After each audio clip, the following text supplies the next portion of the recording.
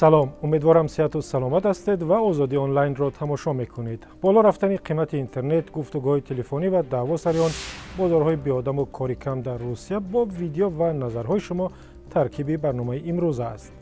بالا بردن قیمت گفتگو و استفاده اینترنت از طرف شرکت‌های مگافون و تیسل در تاجیکستان ظاهراً به بسیاری از مشتریان خوش نامد که قرار هر دو را به شدت تنقید کردند. طرف‌های هر دو شرکت از اول ماه تغییر یافت و حالا مشتریانشان برای اینترنت و گفتگوها پول بیشتر می‌دهند. یکی از مهاجرانی که از خدمت این شرکت‌ها استفاده می‌برد، ویدیویی به ما فرستاد و نظرش را گفت. همین شب сообщение اومد که تعرفه ما با 10 روزه 10 سومونی گذشته.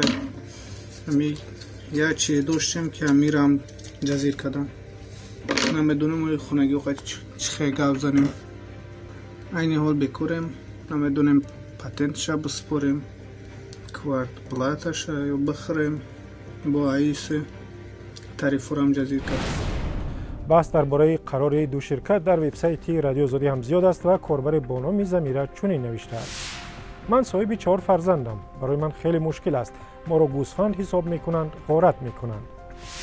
کاربر دیگری که خود را دموکرات معرفی کرده است نوشته است: با نظرداشت بحران کرونا ویروس ممکن است که وضع اقتصادی مردم بدتر شود و بالا بردن قیمت‌ها در این زمان کاری درستی نیست. او میگوید در این روزهای سخت که در پیش است به جای ارزان کردن گران میکنند. اساس زندگی خلق تاجیک از مهاجرت می باشد. در روسیه تا 30 اپریل کرانتین اعلان شده است. نرخ اینترنت را ارزان کنند که مردم بیکارند و مبلغ کافی برای خوردن ندارند. ایده از کاربران دیگر گفتند که شرکت‌های تلفنی از پیش خود قیمت اینترنت و گفتگوهای تلفنی را بالا نبردند و نقش مقامات هم در چنین تصمیم گیری هست. از جمله آنها کاربر با نام 100 هست که در وبسایت ما نوشته است. الان برداشتن نرخ طرفه ها از طرف خدمات علاقه و کمیته انداز صورت میگیرد. این تشبوس به واسطه هر دو مؤسسه می باشد.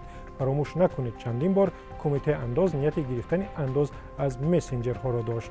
شرکت های موبیلی را بسیار گناهکار نکنید. از این نام کاربر دیگر گفته است که مقامات خواستند به همین وسیله به بودجه دولت پول بیشتر وارد کنند. او می نویسد این قیمت شوی برای آن است که درآمد بودجه دولت کم شده است، چون که مهاجران دیگر بودجه تاجیکستان را پر کردن نمی توانند و مقامات می خواهند از حساب خلق اندازی علاوه‌ای ستانند. در این قسمت برنامه به یک بازار شهری خزانه روسیه می رویم که آنجا تاجران تاجیک و ازبک زیادند و می بینیم که محدود شدن گشت و گذار در شهر به کار آنها چه تأثیری گذاشته است. در شهر قزان بازار کلخوز میگن داره. نه بیچاره سودا ندارن یا میخواهند که همین رهوی شاید تستر به پیش پدر مادرای خود برگردن. سودا نیست، آدم نیست، در بازارشون نمیگردن. تشکر به آنهایی که ویدیو و نظرهای خود را به ما میفرستند. شما هم استحاله نکنید و خبر و ویدیوهای خود را بفرستید به شماره که میبینید. واتساپ، تلگرام، وایبر و ایمو داریم. از طریق وبسایت رادیو آزادی هم میتوانید بفرستید. سلامت باشید و تا دیدار در برنامه دیگر.